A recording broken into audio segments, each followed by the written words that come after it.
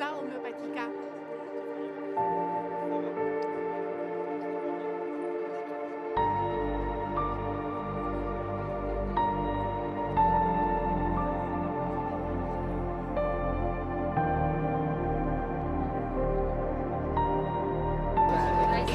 Vive Hahnemann, quel homme!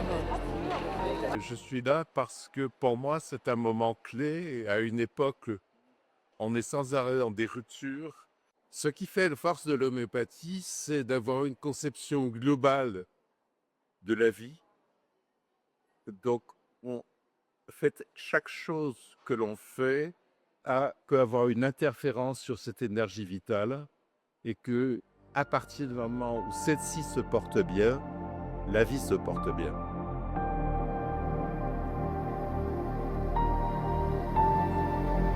Après un voyage de 14 jours, ils sont partis le 7 avec Mélanie, sa nouvelle femme. Le 7 juin, ils sont arrivés le 21 juin et ils ont vécu dans cette maison quelque temps. Elle est devenue trop petite, donc ils ont déménagé d'abord 7 rue Madame à côté du Luxembourg et ensuite rue de Milan qu'on va visiter enfin. Il a beaucoup travaillé et il est décédé là-bas.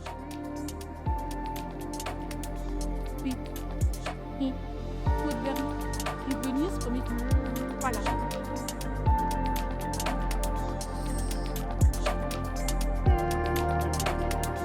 Bonjour, je suis le docteur Jean-Lionel Bagot. Je suis médecin spécialisé en médecine générale, mais je m'occupe essentiellement de soins de support en cancérologie. J'ai travaillé pendant presque 15 ans dans un service de soins palliatifs et je travaille maintenant dans un service d'hôpital de jour de soins intégratifs où nous pratiquons tous les soins d'accompagnement pour les patients atteints de cancer.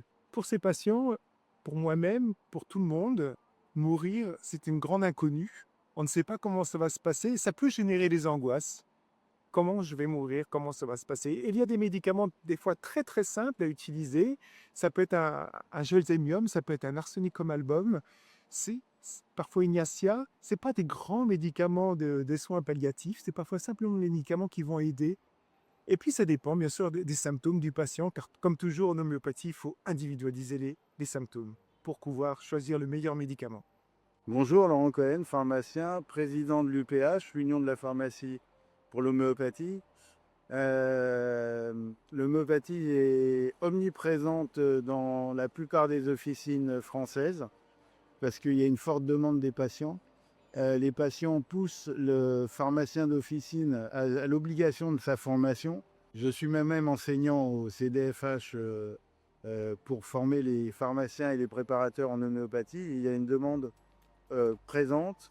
On nous a demandé de venir enseigner à la faculté de Tours récemment. C'est les étudiants qui ont demandé à ce qu'il y ait un module de formation homéopathique à la faculté. Donc ça prouve qu'il y a une renaissance de l'homéopathie, je pense. On va vers un avenir radieux et très positif. I'm Niurka Meneses. I'm original from Cuba. I'm living in Switzerland. And I am researcher. Originally, I was studying nuclear physics, and I was asthmatic. And then somebody recommended me homeopathy. I was asking, what is this? Then they say that this is water with alcohol because in Cuba there is not a globule. I remember that happened exactly that the doctor say I first getting worse, but then I remember that he said you have to take again. I think I was better and I fell asleep because I was always during the night when this crisis start during 1 month. And then every time that I was taking the homeopathy and I was diluting in water, I was giving the water, the rest to the plant. And my mother, 1 month later, told me, maybe this plant is also asthmatic because it's getting better. And this was who changed in my brain. And then I start to look what is homeopathy that is working in plant, not also in me. And then in that time, I was working in the Biotechnology Institute for Plants in Cuba. And I started then to apply, but I was learning in this little plant with a lot of result. And like this, I start. And since then, I am really in love with homeopathy. I think this is why I decided to study exceptionally in Cuba. And also, it's demonstrate that this not placebo effect, because how you can accuse plant to have placebo effect. And then it's also is why for me it's really exciting, and I am very happy to be agrohomeopathy.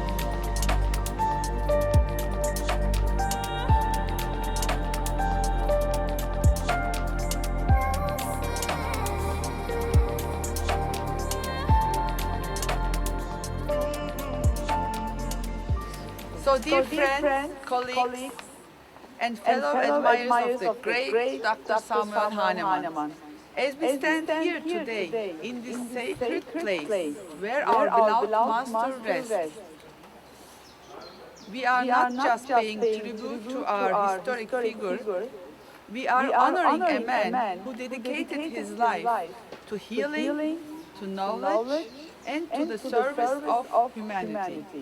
We will keep this flame alive. We will nurture homeopathy as one nurtures a garden, knowing that even the harshest winter will always be followed by spring. May Rosa Homeopathica reminds us that homeopathy, like love, like humanity, will always find a way to flourish. Thank you. Merci d'être venu faire cet hommage à Samuel Hahnemann. Juste un petit mot pour vous dire que la Société française d'homéopathie est une des plus anciennes sociétés médicales d'homéopathie de France.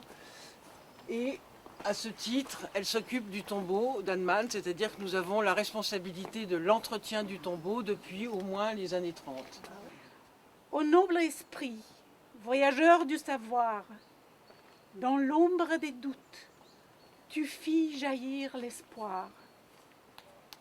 À l'aube des fièvres, sans remède certain, tu écoutas le corps et ses murmures lointains. Pour le guérir non point par des brutales poisons, mais par l'écho subtil des justes vibrations. Par l'infime essence, la dose mesurée, tu ouvris aux âmes une voie éclairée. Non pas pour combattre, mais pour raisonner avec l'harmonie pure de l'univers sacré. Repose en paix, esprit lumineux, car pour nous, tu vis encore en ce lieu. Et l'écho subtil de ta fervente ardeur résonne toujours au tréfonds de nos cœurs. Eh bien, je vous invite à offrir une rose homéopathique dans le cœur d'Hahnemann.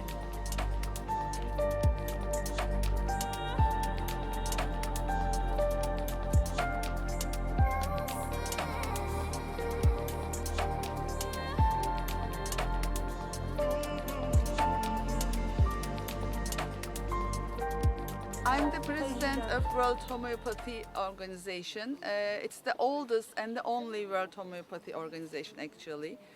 And we are going to celebrate our 100th year this year in Netherlands, Utrecht. And I hope to see everyone there, because this is once in a lifetime. And I am not going to see the next 100 years, I'm sure.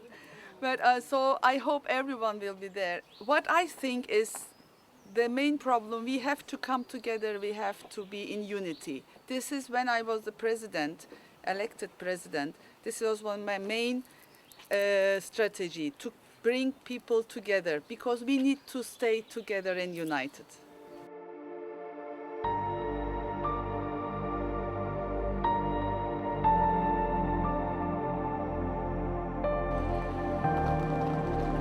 Alors bonjour, Éric Millon, pharmacie homéopathique de l'Europe à Paris dans le 8e. Donc dans cette pharmacie, depuis toujours, nous réalisons des préparations pour personnaliser les soins de nos patients.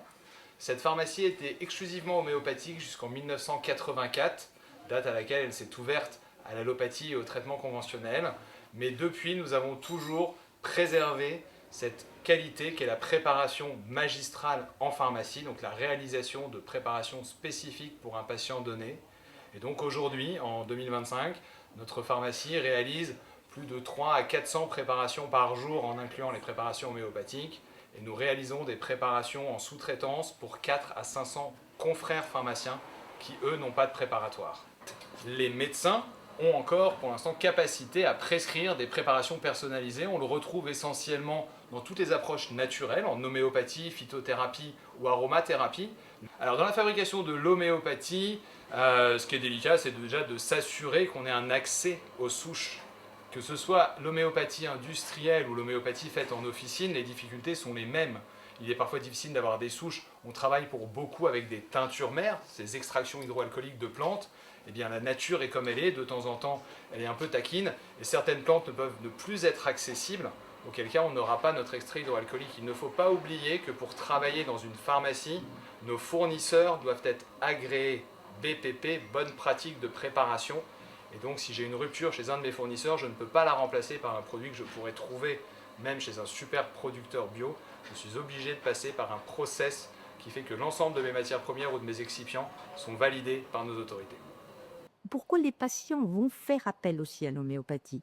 Un, parce que ça marche. Un, parce qu'ils trouvent des solutions à des problèmes qui ne trouvent pas de solution autrement. Hein? Bon. Et puis aussi parce que quelque part, ils se sentent rencontrés.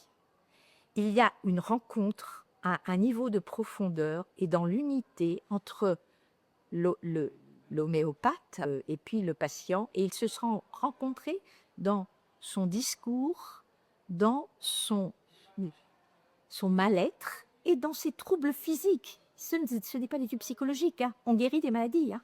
C'est toute une cohérence entre les différents niveaux d'expression de ce mal-être, que ce soit au niveau somatique, que ce soit au niveau psychologique, au niveau spirituel ou au niveau de la relation avec l'environnement.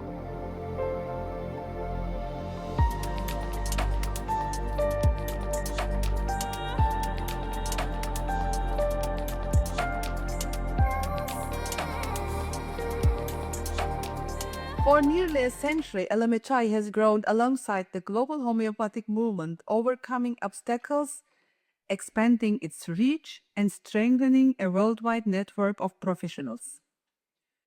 LMHI France, la section française de la VIG, se propose d'informer les homéopathes français sur ce qui se passe dans le monde homéopathique et international, et d'enrichir les échanges, de promouvoir activement la participation française sur la scène internationale.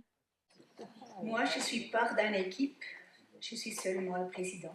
Et ça, c'est notre équipe qui voulait vous accueillir. My name is Remke Janssen. I'm president of the European Committee for Homeopathy, ECH. 30 years ago, we started as a branch of LMHI, so the circle is quite closed now. Altona is on the other side of this line. L'homéopathie en France. Vous avez 15 minutes. Estos. Oui, ça fait beaucoup. Alors, on aurait pu faire une slide, comme on dit en français. C'est la cata. Mais, comme j'ai, comme vous tous, un tempérament être un petit peu positif, je fais plusieurs slides, mais pas vous.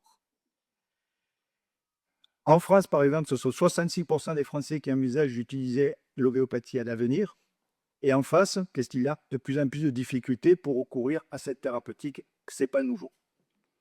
Pourtant, en tant que patient, j'essaie toujours de rappeler l'article 5 de la Charte européenne des droits des patients, qui dit que chaque personne a le droit de choisir librement parmi les différentes procédures de traitement, structures de soins et les personnels soignants sur la base d'informations appropriées, proportionnées.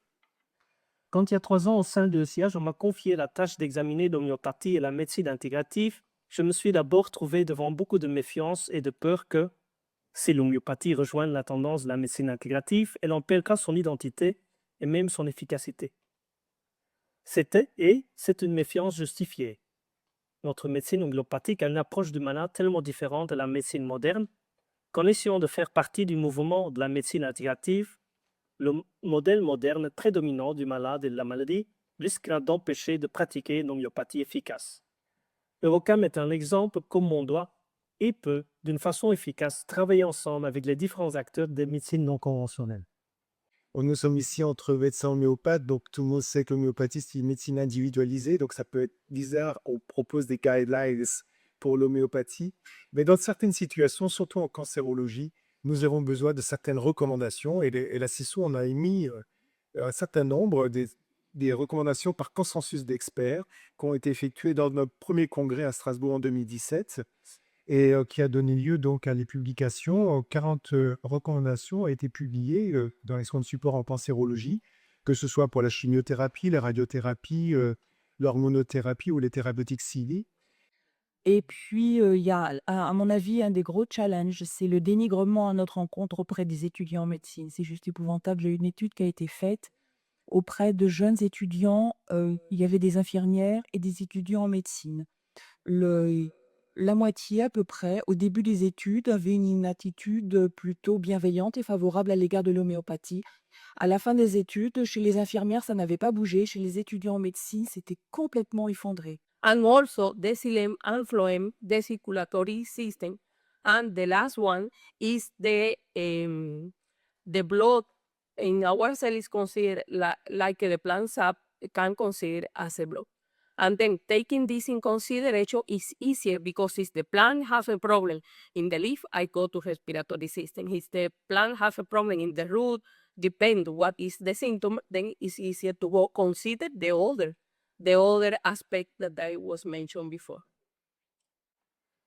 Alors, basé sur l'expérience de plusieurs années à enseigner les fermiers de son rôle de vétérinaire dans les fermes et de voir ce qui marche pas, le vétérinaire Chris Oakland a développé un système de traitement homéopathique à utiliser au moment de stress dans les fermes pour diminuer les besoins de traitement après. Alors, le principe, c'est de donner des remèdes homéopathiques avec une réputation pour certaines suites de juste avant ou au moment des moments difficiles de la vie des aliments. 6 méta-analyses ont été produites depuis les années 90, certaines même publiées dans la revue scientifique américaine de référence The Lancet. Parmi celles-ci, la méta-analyse de Matty en 2014, qui énonçait déjà un traitement homéopathique individualisé à une probabilité 1,5 à 2 fois plus grande d'avoir un effet bénéfique que le placebo. La plus récente méta-analyse date d'octobre 2023, c'est celle de Amoreux et de son équipe américano-germanique, qui publie donc une étude statistique indépendante très poussée à partir de 6 méta-analyses publiées entre 1990 et 2023, ce qui représente 182 essais cliniques randomisés évaluant le traitement homéopathique en préventif et en curatif. Vous voyez qu'une telle base de données assure le plus haut niveau de preuve scientifique totalement irréfutable, et au terme de son analyse, le professeur Amoreux énonce un traitement homéopathique a un effet thérapeutique supérieur au placebo, avec des preuves d'efficacité encore plus élevées pour l'homéopathie individualisée. Et des centaines d'études cliniques contrôlées, randomisées versus placebo indépendantes, publiées, observent l'efficacité de l'homéopathie dans bien des domaines de pathologie, en préventif et en curatif. Merci de votre attention.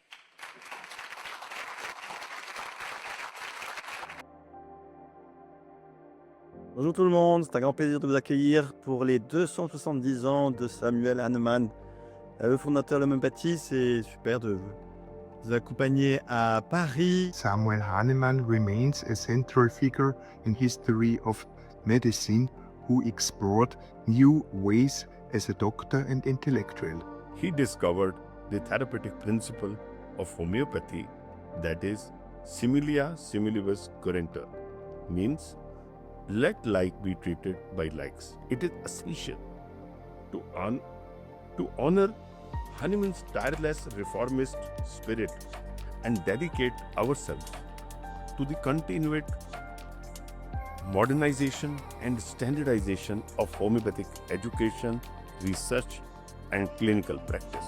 Hahnemann's words are as relevant today as they were in the past and speak directly to the needs of modern patient-centered care. This humanistic approach to the patient, and many great homeopaths followed him and enhanced the theory and practice of this wonderful therapy.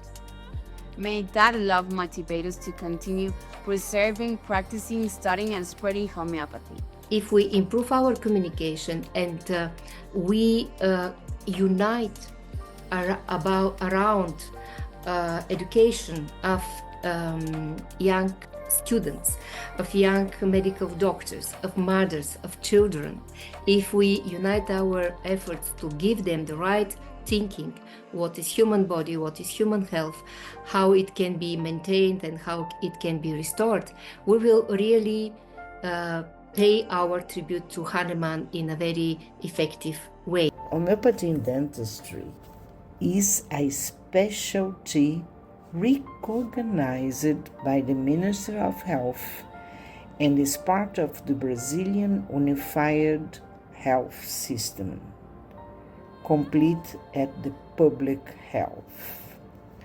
In addition to be included in the academic curriculum of the dentistry training courses at Brazilian universities. Very good. 咁而我哋都好希望喺信誓立法上面能夠貢獻多啲。And we also hope that we can contribute more to homeopathy internationally. Homeopathy is improving lives, just as Dr. Samuel Hahnemann envisioned. Today we celebrate his groundbreaking ideas and the enduring relevance of homeopathy as we honor his vision. Let us reaffirm our commitment to personalized, compassionate healthcare and continue advancing homeopathy's positive impact for generations to come. Thank my colleagues, and I wish them all the best in their future endeavors. Thank you very much. And I convey my best wishes to all my colleagues in France on the occasion of World Homeopathy Day. Et moi, ce que je voulais dire, c'est que la recherche en homéopathie n'est pas favorisée par les méthodes classiques qu'on nous impose, hein, de recherche en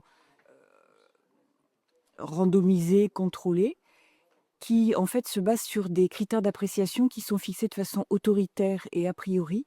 Et donc on s'est aperçu que la recherche qualitative qui rendait la parole aux patients permettait une évaluation à la fois sérieuse et rigoureuse et en même temps beaucoup plus juste, qui rendait justice aux apports de l'homéopathie en permettant aux patients de faire le tour de l'ensemble des bénéfices qu'ils tirent d'une prise en charge homéopathique, en particulier dans une pathologie chronique.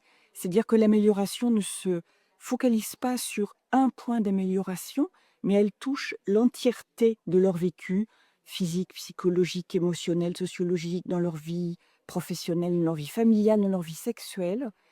Et en établissant des critères, à partir des témoignages des patients, on pourra à l'avenir évaluer l'efficacité d'un traitement homéopathique à partir de l'échelle globale de l'amélioration ressentie au niveau de la qualité de la vie. Ça a toujours été mon but, c'est de faire progresser la connaissance et la qualité de l'homéopathie à travers le monde. Et dans mon espace à moi, en tout cas, je l'ai fait beaucoup. Et en plus d'être praticien, j'ai quand même plus de 40 ans de pratique. J'ai aussi fait pas mal de recherches, pas mal de publications.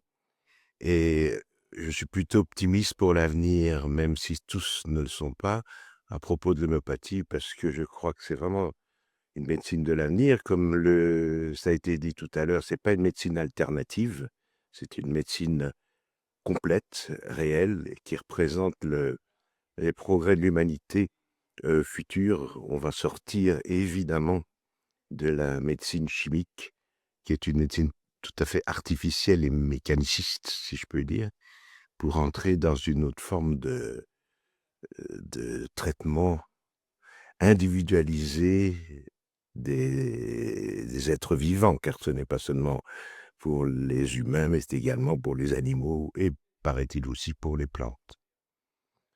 Voilà, donc je suis content de voir qu'il y a du renouveau et que cette journée de célébration exprime l'avenir pour le mieux. On peut avoir ici une visualisation de ce qu'est le monde homéopathique, depuis Hahnemann jusqu'à aujourd'hui, dans la pérennité de ce qu'il a induit, de ce qu'il a posé, jusqu'au devenir aujourd'hui de ce qu'est cette médecine qui est toujours ancrée dans la même tradition et qui s'est perpétuée à travers les pathogénésies, les recherches, toutes les formes de recherche et qu'on ne nous dise plus qu'on ne fait pas de recherche ou que les recherches ne permettent pas de justifier l'action de l'homéopathie.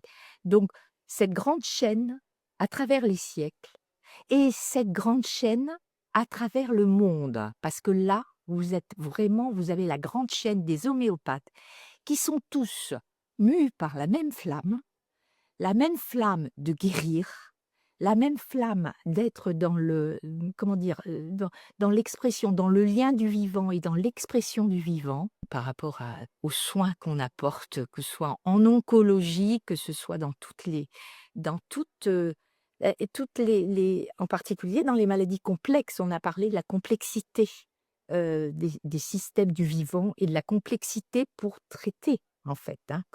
Et l'homéopathie est vraiment une médecine qui peut s'adresser à tout ça. En tout cas, voilà, je remercie la Ligue pour cette première manifestation à Paris. Je suis très heureuse d'avoir rendu hommage à celui qui, pour moi, change la vision de la médecine actuelle. Vraiment, j'ai à cette occasion étudié un peu plus les méandres de la vie d'Hahnemann et j'ai été fascinée. La médecine actuelle doit répondre à des critères qui sont définis maintenant scientifiquement comme les 4 P, c'est-à-dire personnalisée, préventive, prédictive et participative. Or, l'homéopathie fait ça depuis 200 ans. Et en plus, on peut rajouter à ces 4 P, 4 E. Expérimentale, elle est efficace, elle est écologique et elle est économique. Il a tenu bon, il a traversé des obstacles, il a traversé des oppositions extraordinaires. Donc, c'est à nous de prendre la relève. Et je trouve que le fait que les gens ont répondu aussi rapidement, d'une manière aussi enthousiaste, me donne confiance. Ça va continuer quoi qu'il se passe.